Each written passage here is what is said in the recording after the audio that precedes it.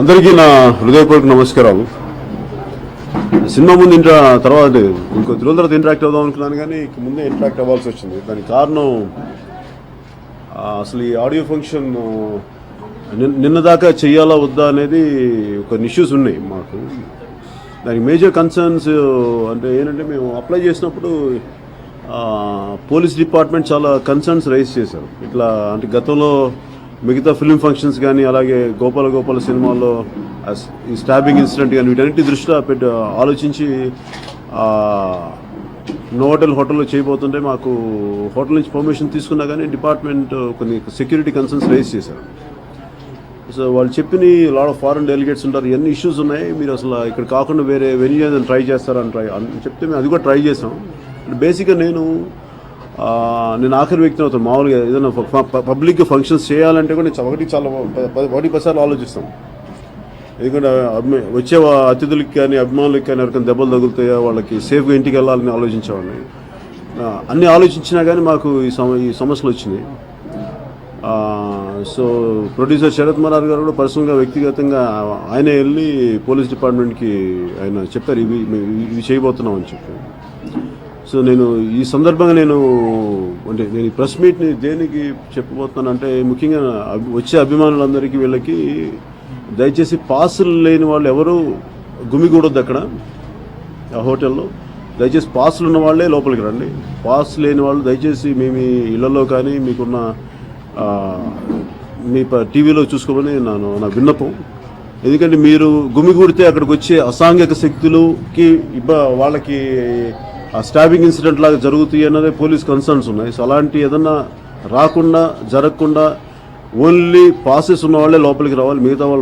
మిగతా వాళ్ళు దయచేసి టీవీలోనే చూడండి. ఇది ప్రత్యేకించి వాళ్ళకి నా విన్నపం.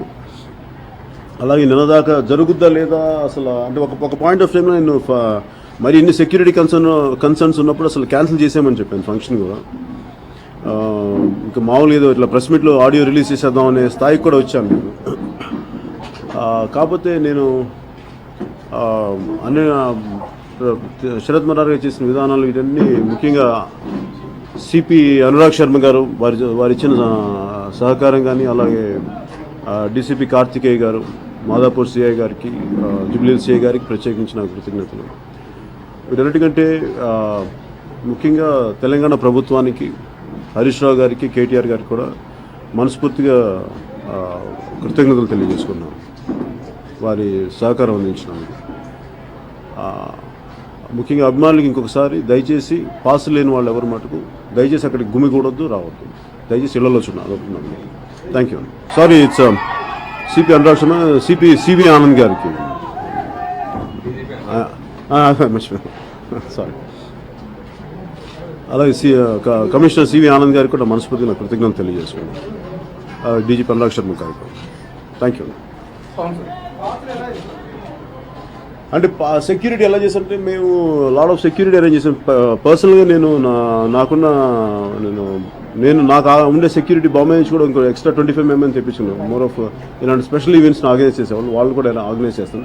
అపార్ట్ ఫ్రమ్ అడిషనల్ పోలీస్ ఫోర్సెస్ని కూడా డిప్లాయ్ చేస్తాం ఉన్నాం.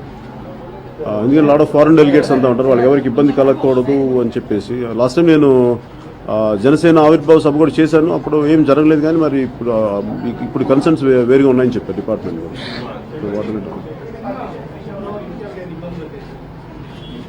ఇబ్బందులు రాలేదండి, మోర్ ఆఫ్ కన్సర్న్సే. ఇబ్బందులు అంటే ఏం లేదు.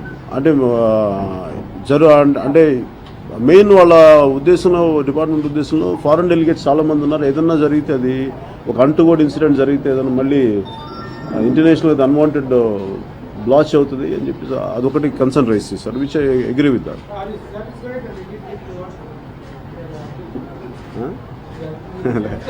లేదు 100% సాటిస్ఫై లేదు. యాక్చువల్గా నిజాం గ్రౌండ్స్లో చేద్దాం అనుకున్నాం, బట్ అదొక అంటే సినిమా ఫంక్షన్ కాస్త ఇటు ఎట్లా టర్న్ అవుతుందో తెలియలేదు. అక్కడ కూడా కొన్ని కన్సర్న్స్ రైజ్ చేశారు, అలా చేద్దాం అనుకున్నాను. కానీ సో వీటన్నిటిని దృష్టిలో పెట్టుకొని కొంచెం కంట్రోల్ అట్మాస్ఫియర్ చేస్తే బెటర్గా ఉంటుంది. ఎందుకంటే నాకు ఆడియో ఫంక్షన్ జరుపుకోవడం నాకు పెద్ద ఇష్టం ఉండదు. ఎందుకంటే చాలా సెక్యూరిటీ హెడేక్స్ ఎక్కువ ఉంటాయి, దాని బదులు అందరికీ సంతోషం ఉండదు, రకరకాల ఇబ్బందులు ఉంటాయి. కాకపోతే ఏంటంటే ఇలా ఫంక్షన్స్ జరుపుకోవటం ఇవన్నీ ఒక బేసిక్ ట్రేడ్ నామును ప్లస్ సినిమాని ఒక పొలిటికల్ సభకి మీటింగ్స్ ఎంత ముఖ్యం, ఒక సినిమా సభకు కూడా దాన్ని వాళ్ళ తాలూకు సినిమా తాలూకు చెప్పడం అనేది ఒక ట్రేడ్ విధానం అయిపోయింది. వ్యక్తిగతంగా నాకు ఇష్టం ఉన్నా లేకపోయినా కానీ ఒక ట్రేడ్ విధానంలో నేను కూడా దీన్ని ఒక లొంగక తప్పని పరిస్థితులు ఉన్నాను. 100%. చిరంజీవి గారిని ఇన్వైట్ చేశారండి.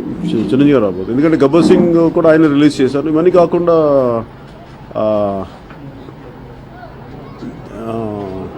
మేజర్గా నేను అనుకుంటే జానీ తర్వాత నేను ఫుల్ ఫ్లెజ్ స్క్రిప్ట్ రాయలేదు. ఆఫ్టర్ లాంగ్ బ్యాక్ రాశాను కాబట్టి అన్ని దృష్టిలో పెట్టుకొని నేను వాటిని ఇన్వైట్ చేయడం జరిగింది. సార్ ఇట్ వాజ్ ఎవరు అంటే అట్లాగేం అనుకోలేదంటే బేసిక్గా కథ ఒక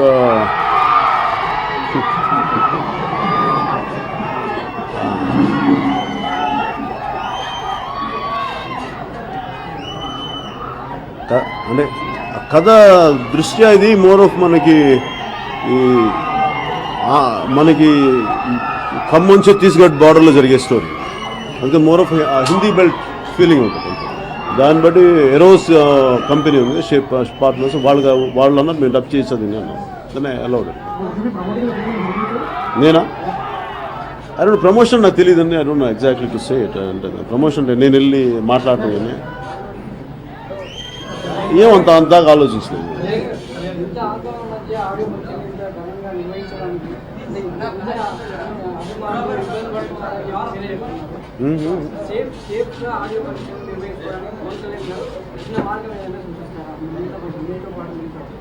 సేఫ్గా అంటే ఇది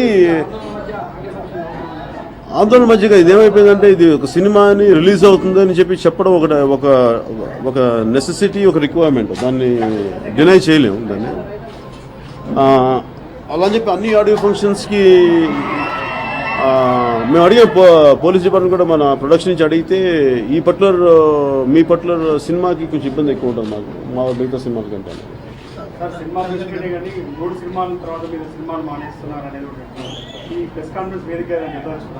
లేదు లేదు, అన్నీ ఒకళ్ళు చేయలేరు కదండి, ఎవరి పనులు వాళ్ళు చేయాలి. లేదు అంటే నేను కొంచెం ఎక్కువ పార్టిసిపేట్ చేశాను.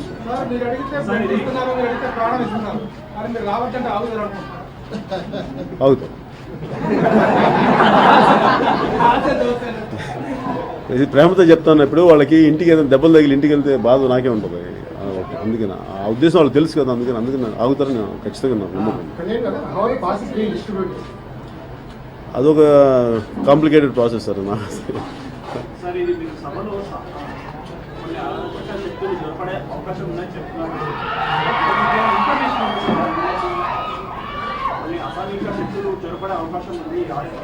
అంటే మామూలు అంటే మనకి మీరు మొన్న చూశారు కదా, మీరు విన్నారో లేదు తెలీదు, గోపాల ఫంక్షన్లో కూడా ఒక స్టాబింగ్ ఇన్సిడెంట్ అయింది.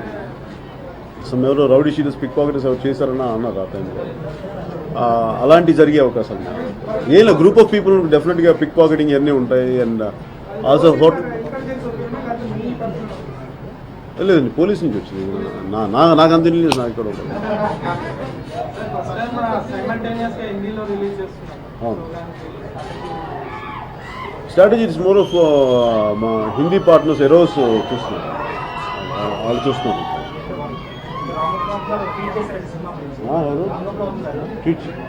ఏం చేశారు?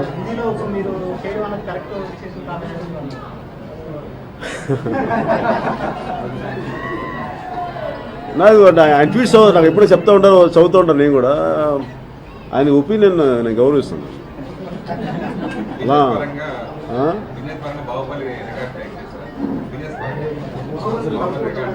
నేను ఇప్పుడు దాకా నిజంగా లోపల కూడా నాకు అనుకోలేదు ఇది బ్రేక్ చేయాలనుకోను. ఇంకా సినిమా చేస్తాం, దాని కెపాసిటీ అంతా అంత ఆడుతుంది. దాన్ని కూర్చోబెట్టి ఇంకొక సినిమాతో పోటీ పడాలని కానీ అది ఎప్పుడు నా లైఫ్లో ఎప్పుడు నేను ఆలోచించలేదు. అది భగవంతుడికి వదిలేస్తాను నాకు సంబంధం. సార్ అనుమానం అయితే ఉండదు. ఊరు ఆయన సెట్ చూశారు, నన్ను పక్కనే కదా, ఇంటి పక్కనే కదా, ఆ సెట్ చూసాను, బట్ రియలిస్టిక్గా ఉంది, బాగుందని చెప్పారు. మీదైతే మామూలు సరదాగా మాట్లాడుతున్నాను.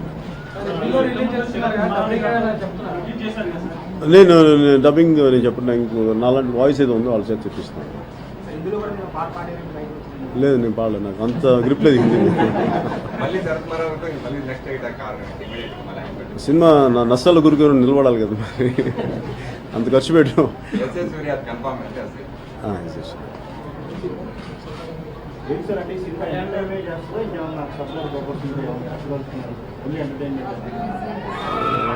ఎంటర్టైన్మెంట్ నేను బేసిక్ సినిమాలని ఎంటర్టైన్మెంట్గానే చూస్తుంది, అంత తప్ప దాన్ని ఆడక అట్లా ఉండదు. కానీ ఆ కైండ్ ఆఫ్ ఫీల్ ఉంటుందేమో, మీరు చూసి చెప్పాలి, నేనేదో అనుకుని తీసాను మరి.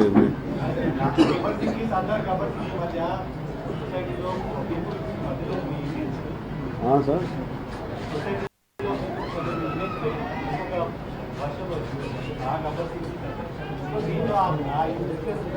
అట్లాగే అంటే అట్లా సినిమాగానే తీసాను తప్ప పొలిటికల్గా జర్నీ చేశానని కానీ అట్లాగే ఆ దృష్టితో చేయలేదు. డైరెక్షన్ చేయను అన్న, మొన్న చేయకపోవడం కథ వచ్చినప్పుడు ఉంటుందండి ఎవరితో.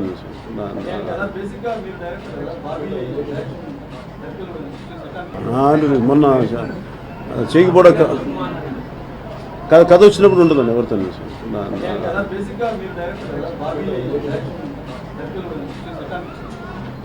క్వైట్ కేపబుల్గా బాగా చేస్తారు.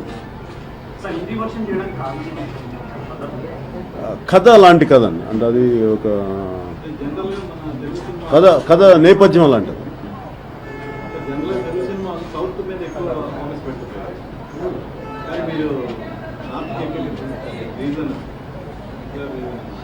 అట్లా ఏమనుకోలేదు ఇప్పుడు, అని మేము నేను ఇక్కడ ఇటువైపు పెరగటం వల్ల దానివల్ల.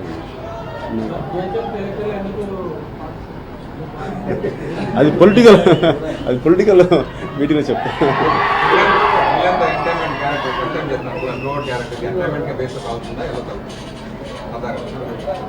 I think it will entertain.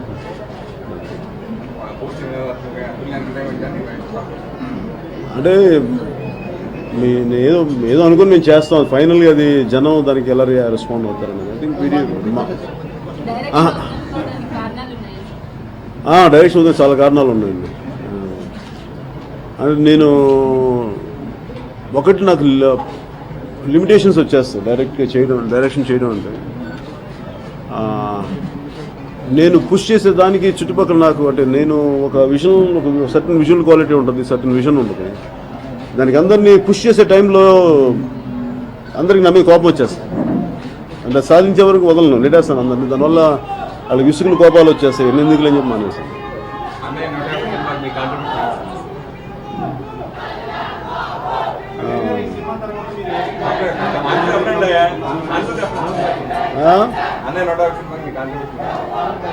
ఆయన అంటే ఇష్టం అయితే కోరుకుంటాను రావాలని అంత.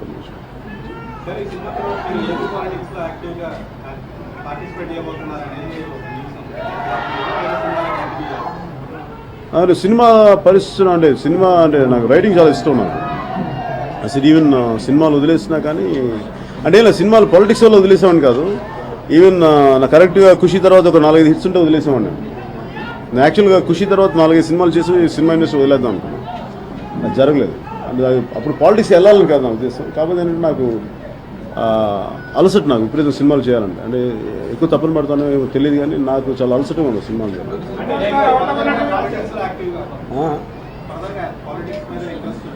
అట్లాగే లేదండి, జరగాలి, ఎలా జరుగుతుంది చూస్తాను. అంటే ప్రశ్న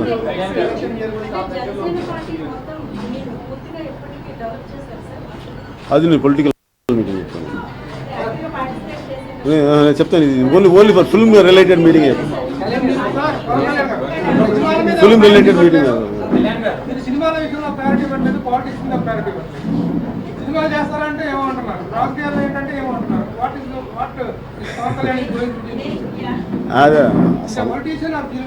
అదే నాకు కనిపించాను.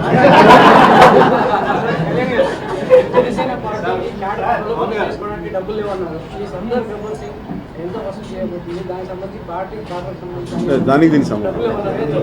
పాలిటిక్స్ లో పవన్ కళ్యాణ్ గారు ఏదో గుర్తొచ్చినప్పుడు వచ్చి కనిపించి వెళ్ళిపోతున్నారు, కంటిన్యూగా ఉండట్లేదు, వాళ్ళు సినిమా చేసి ఈ రకమైన విమర్శలు మీ మీద ఉన్నాయి. దీనికి మీరు స్పందన ఏంటి? అంటే ఎంత పాలిటిక్స్ అది పొలిటికల్ మీటింగ్లో చెప్తాను. అది పొలిటికల్ మీటింగ్లో చెప్తాను.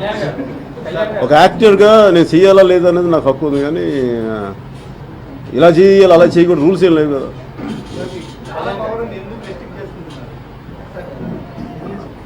ఏం సార్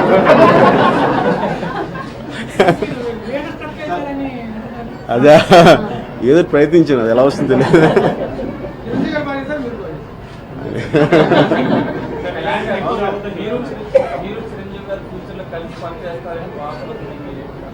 అది నేను ఆయనతో ఎప్పుడు యాక్ట్ చేయడానికి సిద్ధంగానే ఉంటాను.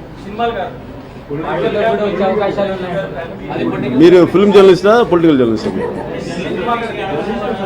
అదే అంటే అలాగే ఏంటండి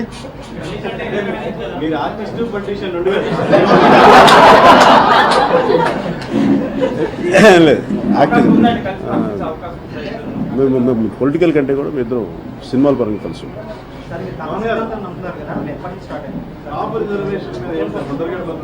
ఊరుగండి మీరు పొలిటికల్ మీటింగ్ చేస్తారు. నేను ఆల్రెడీ చెప్పేశాను మీకు నిజంగా చెప్పాలి. ఓకే మీరు రెండు అన్నారు కదా నాలాగే, నేను వాడికి క్లారిటీ ఇచ్చాను.